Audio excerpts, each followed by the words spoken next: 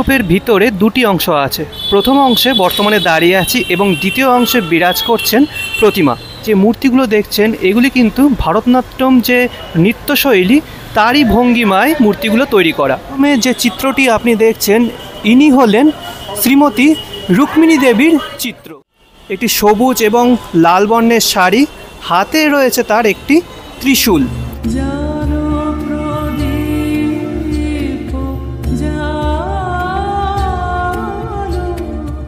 নমস্কার বন্ধুগণ, মায়ের আগমনী সিরিজের পুজো পরিক্রমায় অন্যতম একটি পুজো ভিডিওতে আপনাদের সকলকে করি স্বাগত। দুর্গাপুজোর সময় কলকাতায় নানান ধরনের পুজো মণ্ডপ আপনারা দেখতে পান, কিন্তু তার সাথে সাথে সেই সব পুজো মণ্ডপগুলিতে নানান ধরনের নানান ভঙ্গিমায় মা দুর্গাকেও আপনারা দর্শন করেন। ঠিক তেমনই আজকে এমন এক পুজো মণ্ডপে যাচ্ছি যেখানে মা দুর্গাকে দর্শন করতে পারবেন একজন নৃত্যশিল্পী হিসাবে। হ্যাঁ, একদম ঠিক শুনেছেন।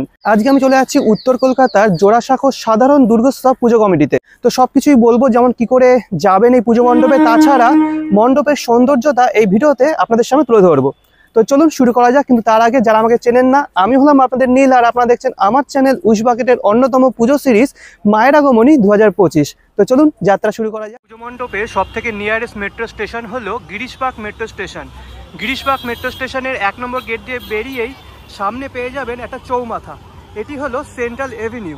চৌমাথা থেকে ডান দিকে রাস্তাটায় যদি 2 থেকে 3 পা হাঁটেন তাহলে পড়বে আজকের পুজো মণ্ডপ। পৌঁছে গেছি মণ্ডপের একদম সামনে।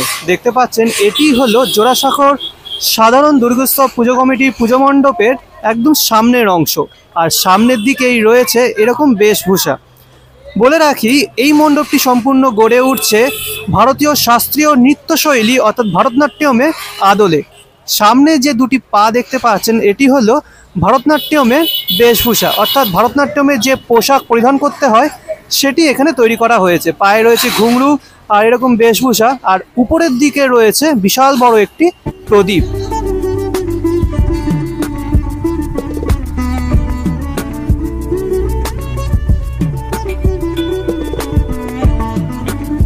বর্তমানে দাঁড়িয়ে আছি জোড়াসাঁকো সাধারণ দুর্গোৎসব পুজো কমিটির পুজো মণ্ডপের একদম ভিতরে।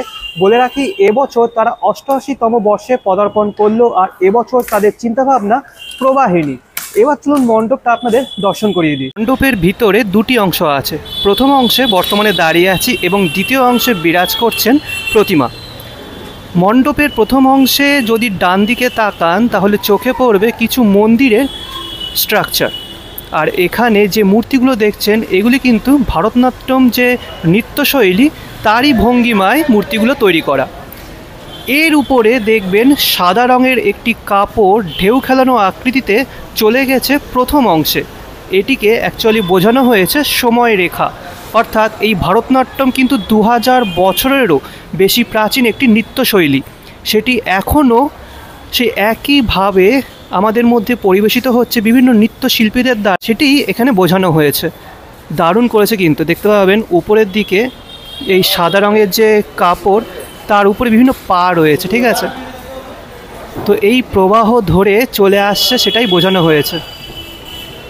মণ্ডপের মাঝ বরাবর বিশাল বড় একটি স্তম্ভ তৈরি করা হয়েছে। এই স্তম্ভের মাঝে মাঝে বিভিন্ন যে শাস্ত্রীয় সঙ্গীতের শাস্ত্রীয় বাদ্যযন্ত্র সেগুলো ছবির মাধ্যমে ফুটিয়ে তোলা হয়েছে। এই দেখুন, এখানে ঢোলক আছে, ঘুঙরু আছে, তানপুরা আছে, সেতার আছে, তবলা আছে, সানাই আছে, সমস্তটাই কিন্তু ভারতীয় শাস্ত্রীয় সঙ্গীতের অংশ।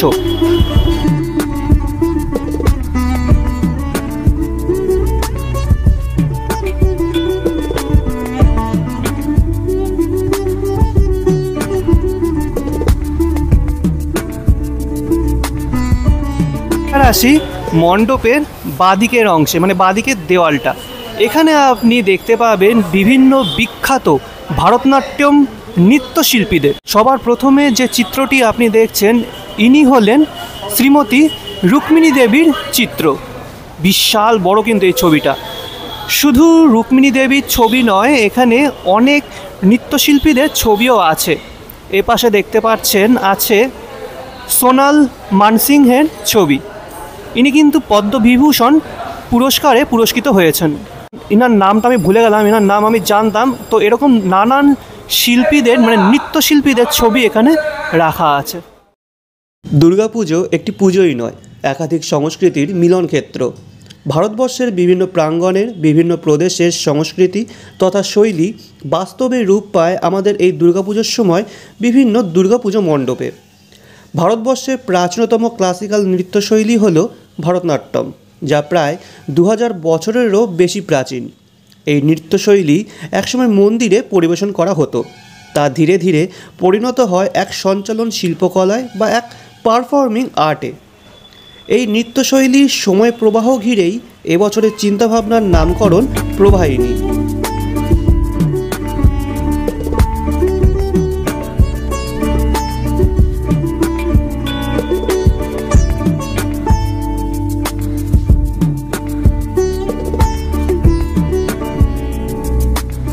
প্রবেশ করে গেছি মণ্ডপের প্রথম অংশে, যেখানে বিরাজ করছেন মা দুর্গা।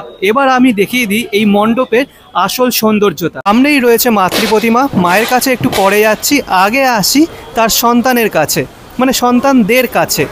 একদম উপরের দিকে রয়েছে মা লক্ষ্মী এবং মা সরস্বতী, এবং তাদের সামনে আছে কার্তিক ঠাকুর এবং গণেশ ঠাকুর। মূর্তিগুলো দেখলে মনে হবে যে এই মূর্তিগুলি ব্রোঞ্জ দ্বারা নির্মিত, কিন্তু না, মাটি দ্বারা নির্মিত। তাদের উপর এমন রং করা হয়েছে যে দেখে মনে হচ্ছে যে ব্রোঞ্জ দ্বারা নির্মিত। এখানে একটি জিনিস আপনি লক্ষ্য করবেন যে দেবী সরস্বতী এবং দেবী লক্ষ্মী এক পায়ের উপর ভর করে আছেন। এটি কিন্তু অসাধারণ লাগলো। খুব সুন্দরভাবে মৃৎশিল্পী এই মূর্তিগুলি তৈরি করেছেন, দারুণ।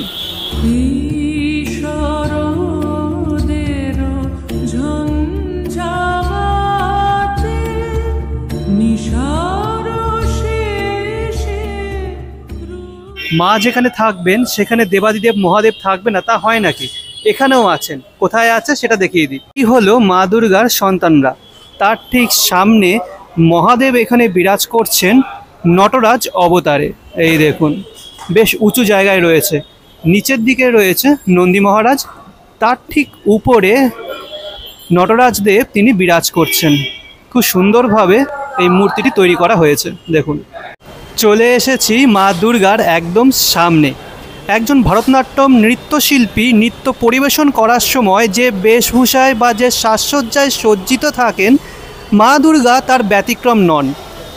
দেখতে পাচ্ছেন যে পোশাকে নৃত্যশিল্পী নৃত্য পরিবেশন করে, সেই পোশাকই মা দুর্গাকে পরানো হয়েছে। একটি সবুজ এবং লাল বর্ণের শাড়ি, হাতে রয়েছে তার একটি ত্রিশূল। আর এখানে অসুর কিন্তু রণমূর্তি ধারণ করে নেই, অসুর আছে এরকম প্রার্থনা করার মতন অবস্থায়। আর এদিকে আছে মা দুর্গার বাহন অর্থাৎ সিংহ।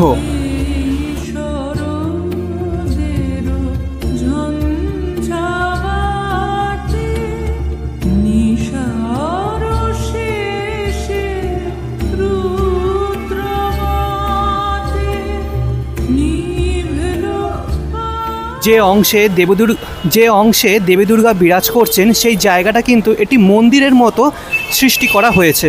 পিছনের যে ব্যাকগ্রাউন্ড সে দেখতে পারবেন যে 4টি পিলার আছে, আর সেই পিলারে প্রদীপ জ্বলছে। আর মণ্ডপসজ্জা এবং তার সাথে আলোকসজ্জার মেলবন্ধন গোটা বিষয়টাকে একটা অনন্য অ্যাস্থেটিক রূপ দিয়েছে। তো দারুণ এক মাতৃপ্রতিমা দর্শন করলাম, তার সাথে দর্শন করলাম দারুণ এক পুজো মণ্ডপ। আপনাদের কেমন লাগলো অবশ্যই কমেন্ট বক্সে কমেন্ট করে জানাবেন। যদি ভালো লেগে থাকে তাহলে অবশ্যই লাইক, কমেন্ট, শেয়ার এবং সাবস্ক্রাইব করতে ভুলবেন না। আসছি পরবর্তী কোনো এক পুজো মণ্ডপ নিয়ে। আনটিল দেন ভালো থাকবেন, সুস্থ থাকবেন। আজকের জন্য বিদায়।